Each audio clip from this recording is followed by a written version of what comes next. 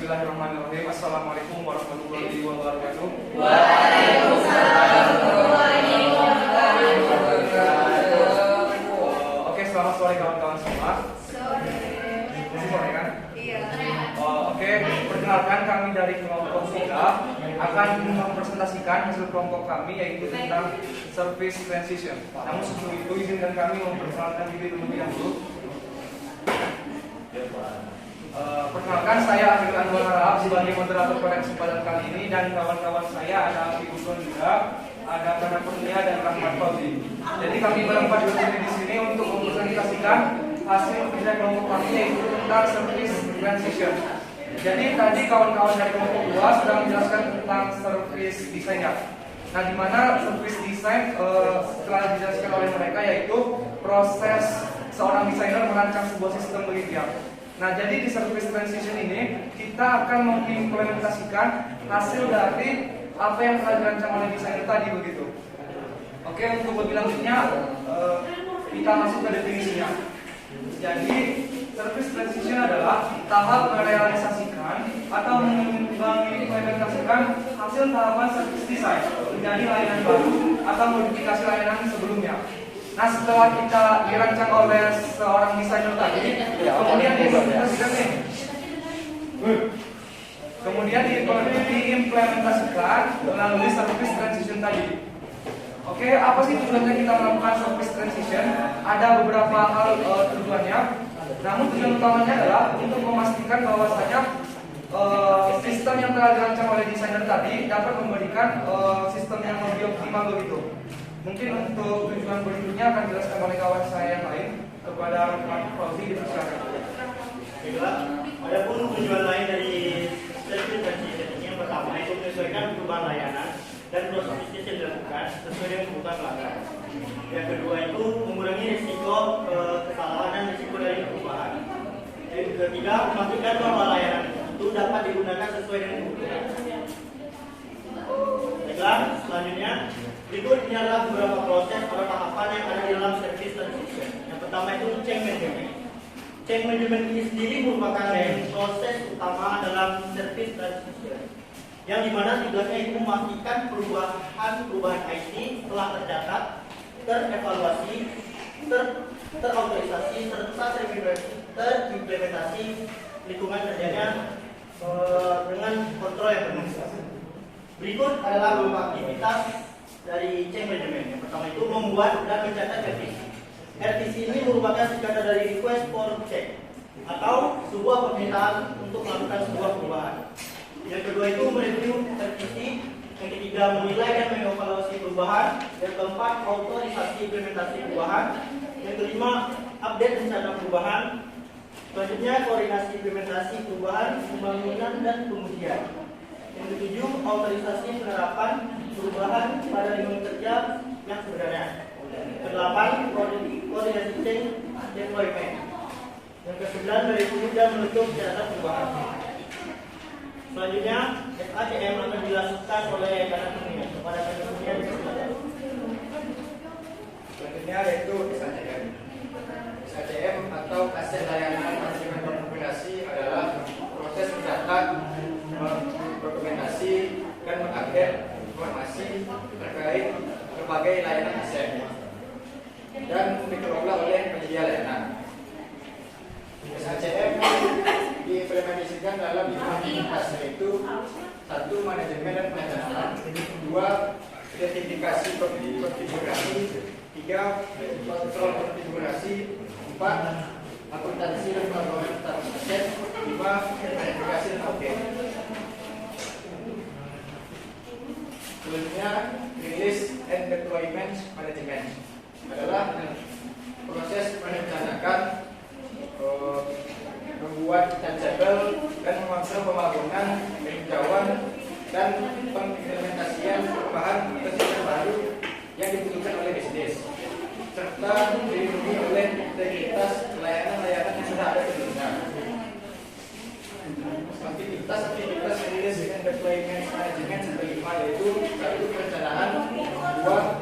Pembangunan dan paket release, 3. Deployment, 4. Release support, 5. Review dan proses. Selanjutnya akan dijelaskan oleh Nah, baik. Maksudnya proses manajemen. Proses manajemen adalah proses mengumpulkan, mengimplementasikan, menganalisis, membagi, menggunakan, dan mengakses pengetahuan yang dibutuhkan dan diperoleh untuk mengelola layanan. Ada 4 aktivitas yang ada di dalam manajemen. Yang pertama, strategi manajemen pengetahuan.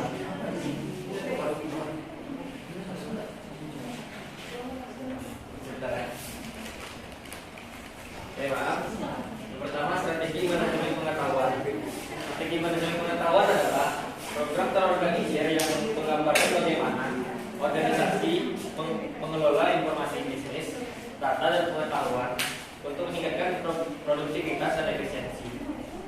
Yang kedua, transfer pengetahuan. Seperti namanya, pengetahuan itu proses yang melibatkan dua pihak agar terjadi transfer pengetahuan.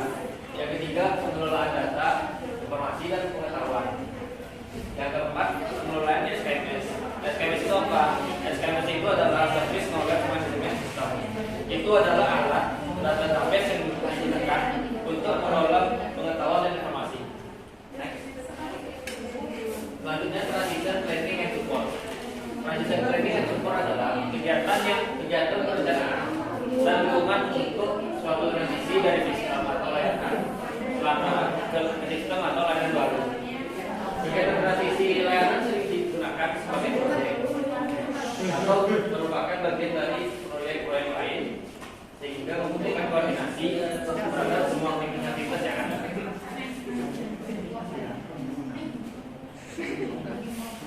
Oke, mungkin cukup sekian hasil presentasi kami. Namun sebelum itu saya akan menutup dengan sebuah kesimpulan. Jadi ketika tadi service design merancang sebuah sistem begitu ya, kemudian ada service transition yaitu untuk mengimplementasikannya. Nah setelah diimplementasikan, kemudian kita masuk ke service operasional yang akan dibahas oleh kelompok berikutnya yaitu kelompok 4 ya. Mungkin itu saja yang dapat kami sampaikan. Apabila ada kekurangan kami mohon maaf. Jadi kepada kawan-kawan semua yang ingin bertanya silakan. Saya Baik kepada Miko Cahaya Kurniawan, silakan. Jadi pertanyaan pada kelompok 3.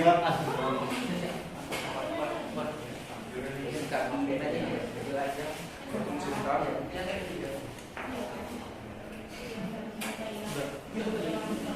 Bagaimana cara mengurangi risiko kesalahan dan risiko dari perubahan service transition?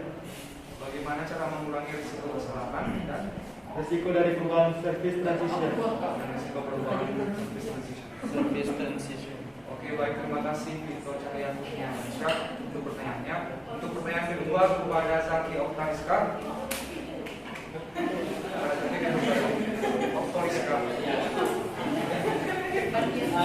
Baiklah, saya Dr. Rizkan ingin bertanya kepada Anda.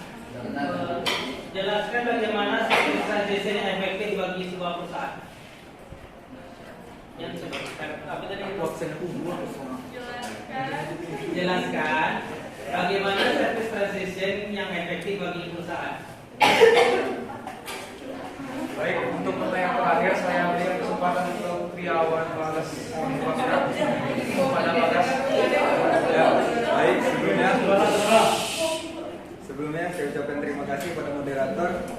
Di sini saya Triawan Bagus Bagja ingin bertanya kepada kelompok 2. Pada kelompok 3 mengenai service transition. Yang saya ketahui begini, service